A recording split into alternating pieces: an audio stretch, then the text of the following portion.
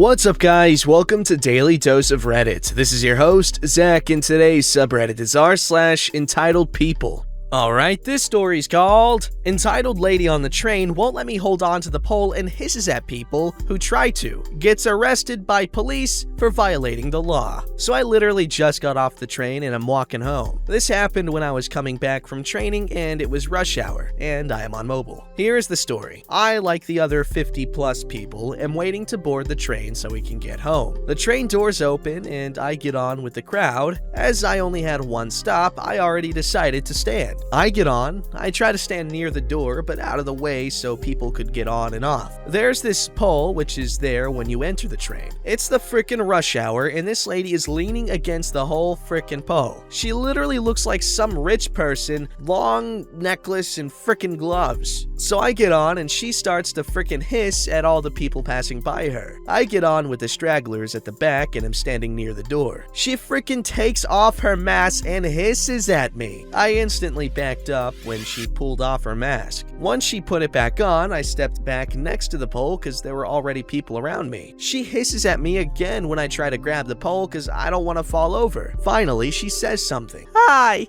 hands off the pole." I'm talking to you. Are you intellectually disabled? Oh my god, you are intellectually disabled.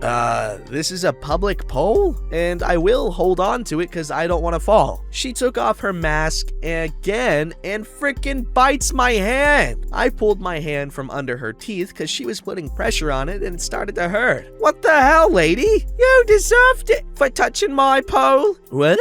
By this time, I arrived at my stop and I got off, and this lady got a frickin' smug-ass smile on. A group of police officers gets on at that station, and entitled lady loses the smile behind her mask. She gets dragged/ushered off the train, and it left. "Ma'am, I just saw you take off your mask twice, once to shout at another person and once to bite that same person." "I did not. OP touched my pole and was too close to me." "Ma'am, OP literally just wanted to take the train. They were not bothering you at all. May I see your hand?" I show him the red marks on my hand. "Okay, that's enough to arrest her for putting the public at risk." "Okay, ma'am, I'm going to need your IC, and would you please follow us, please?" "What am I being arrested for?" "You took off your mask in a crowded train, shouted in said train, and bit someone. You tried to spread COVID-19, knowingly or unknowingly, you just put the people on that train at risk for it. So please, follow us now." The entitled lady got ushered off the platform, and I went home.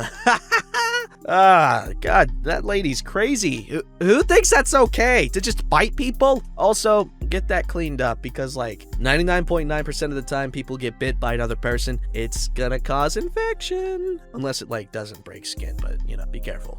Alright, this story's called Son Sells Restaurant Inherited from Abusive Father. How dare he give up treasured neighborhood gem? There was a family restaurant my folks loved going to when I was growing up. Really neighborhood type place which everyone in the area went to all the time. The place had been managed by an old butthole of a man who also happened to be the chef. His food was admittedly delicious as frick. Of course, the whole neighborhood knew about his tendency to verbally destroy his son, who silently put up with his dad telling him what a useless piece of crap he was in public. Note, his son was a constant presence in the kitchen and was as much responsible for the great quality of food as his father. Anyway, inevitably, the old chef dies. Instead of picking up where his dad left off, instead of putting his own great culinary skills to use, the very first thing the son did was sell the restaurant property to a franchise-type popular chain fast food brand type business. From what I heard, he made quite a fortune too. For the first time, everyone got to see him smile in public, walking with his head held high. Obviously, the loud reaction from the whole neighborhood, including my own family, was, "What an ungrateful jackass, depriving everyone else of beloved recipes and shared experiences." As an adult, I realize how absolutely frickin' selfish and entitled that perspective was. The poor guy was very obviously doing something cathartic for himself to restore something his father had taken away in his life. But as far as every entitled a-hole on the block was concerned, he owned them. Frankly, this was one of the less horrible stuff my local community pulled. I ended up getting the heck out when I was 17, and I can't say I regret it. Wherever he is, I hope that guy who spent his life being abused by his dead father found peace. Yikes. Well, hey, I agree. It sucks that people held a smart business decision and, like OP said, a very cathartic experience against the kid. Like, that's not cool. Yeah, it sucks that they lost a beloved restaurant, but come on, there's gonna be food everywhere. Like, obviously that's not really a consolation, but what are you gonna do? Alright, this story's called I'm the Doctor, Resident, I Know Better Than You. After reading another post, I was reminded of this. This story took place about 20 years ago, but I still remember it quite well. Background. I was in the military and injured my knees badly and needed surgery. I had agreed to be part of a research study for a new procedure to reduce healing time and so forth. At this time, it was my third surgery, so I knew what worked and did not work for me before and after surgery, especially medication-wise. Here's the cast. There's me, magical entity, Dip Dookie Resident, head doctor. The day of surgery 4 has arrived, and I am getting prepped by the nurses. In comes the Dip Dookie Resident. The arrogance is written on his face. You know, the I'm God complex arrogance and you can't tell me anything? Yeah, what a great start to the day. You need to take these sedition pills. No, I can't because I have opposite effects on them. You will take these or you can't have the surgery. You know, that's beaver sausage and coercion. Anywho, did you even think to read my chart? Because you would know why I can't take them. I'm a doctor and I know better, so you will take these. Being the petty little 20-year-old ass, I took the meds because I knew what would happen. So by the time I made it to the operating room, I was wound up like somebody who just took speed. I was hyperverbal and tried jumping off the gurney. Head doctor comes in and asked what the hell was going on. I gave the head doctor a poo-eating grin. He knew me from all my other surgeries as he was the one who did them. OP,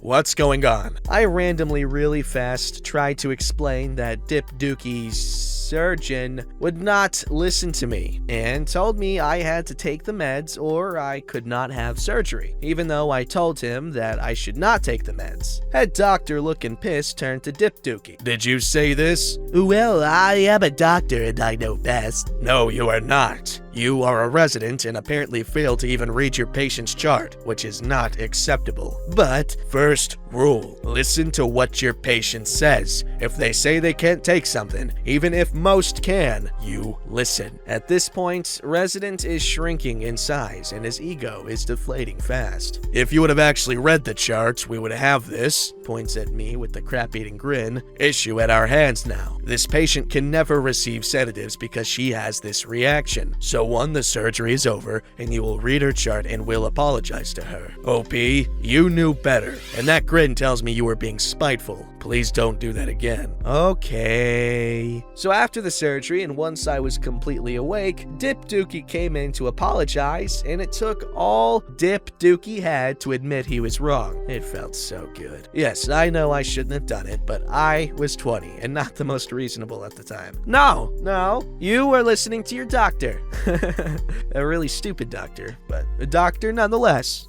Alright, this story's called Accused of Stealing a Company Car. When this happened, I was 30-year-old male working as a company driver. We had 2 drivers and 3 company cars, just in case one was in repair, etc. My direct boss was the garage supervisor in charge of the cars and schedules. Story starts with my girlfriend needing to go to her 10-year high school reunion lasting for 2 days that weekend. She didn't own a car at that point, and my car was in repairs after a trunk had crashed into it in a parking lot the previous week. So I asked my supervisor if I could borrow a car for the weekend. He said no, that I had no right to use company cars for personal use, etc. Anyway, while I was driving around, one of the senior bosses that he saw my gloomy look and asked about it. After telling the story, he laughed and said it was no problem for a good employee like me. In 3 years, I never missed my shift, didn't get sick, nor had any accidents with cars. After we were back at the office, he told me to take the car, which was the newest one we had, and to enjoy myself, which I did. When I got back to work on Monday, supervisors started yelling at me for stealing the car, disobeying his orders, and so on. When I told him I had permission, he didn't believe me and started accusing me of lying. Luckily, the same boss called and asked for me as a driver for the day. While in the car, I told him of that morning. Needless to say, he was not pleased. Later, we found out that the supervisor was sacked from his post for using company cars without asking, used the fuel cards we had for personal cars, even filling up friends' cars, and filing his personal car bills under company bills. And the reason he was pissed at me? Because he wanted to use the same car to impress his new girlfriend. Had he kept his mouth shut that morning, he would have gotten away with it all. And what a dummy! It's funny how entitled people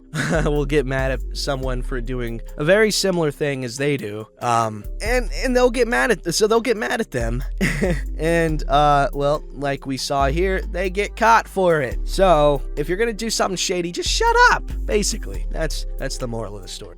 Alright, this story's called The One Time a Couple Left Their Backpacking Guide to Die in the Desert. This happened to another guide that works at the same company I do. So, the company we work for leads hiking and backpacking trips all over the US and internationally. This happened on a 4-day backpacking trip in southern Utah. The guide was working solo and the couple were the only guests on the trip. This happened on the very last day of the trip. The guide, I'll call him Dave, woke up on the last morning of the trip in excruciating pain. Major stomach issues. He has no idea what it was. Food poisoning? Perhaps he drank some unclean water? Who knows? We are very diligent on these trips in general. We treat all water and prepare foods according to strict backcountry food handling procedures. Still, crap literally happens. Dave is in such a bad spot that he talks to his guests from his tent. He explains that he's too weak to cook breakfast and guide them back to the vehicle. He tells them that he has called the company on the emergency satellite phone and they are sending a new guide ASAP. He asks them to please be patient. He explains where the food is and how to operate the stove. He asks them to make some breakfast and to sit tight. Frustrating for sure, but sometimes these things happen, am I right? Well, this couple was not feeling it. They knew that the van keys were in the guide's pack and they had an idea of where the van was. So they grab the keys, leave their tent and gear provided by the company, and they ditch the guide, who is lying in his tent completely helpless and in excruciating pain. They just nope right out of there and leave him to fend for himself. No goodbye, no making sure he has water at least, nothing. They peace out and basically steal the van, leaving Dave behind. They make it to the van and are driving back to their hotel when the other guy that was sent to help sees them on the road and flags them down. He, of course, can't believe they just took the van and left Dave behind, but he tells them to wait there while he rescues Dave, and then they will all figure it out together. Nope, they take off and just drive themselves to a hotel. They refuse to answer their phones or communicate with the company at all. The only way we were able to recover the van was by tracking the GPS signal to the hotel parking lot. Hard to believe, but some people are so entitled they'll just leave their guy dying in his tent while they joyride in the company van. One of the owners wanted to press charges as they basically stole the van without permission and just left it in the hotel parking lot with the keys inside. In the end, they just let it go as it wasn't worth the hassle. If you ever go on a guided trip like that, always tip your guide, and for love's sake, never abandon your guide to die in his or her tent. Not cool, especially in a desert. It's really hot over there.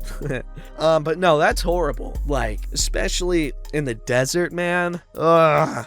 Alright, this story's called Oh, and My Friends Will Be Coming to Stay. Just a quick one. A little over a decade ago now, my wife and I bought our farm in the bush. Not too large, mind you, but very pretty, nestled up in the mountains by the rainforest in tropical North Queensland. We had worked long and hard for this piece of paradise. On the last day of the sale, the day before the handover, we were doing the final inspection. All was good, and we were chatting with the soon-to-be previous owners, Karen and her ex-husband.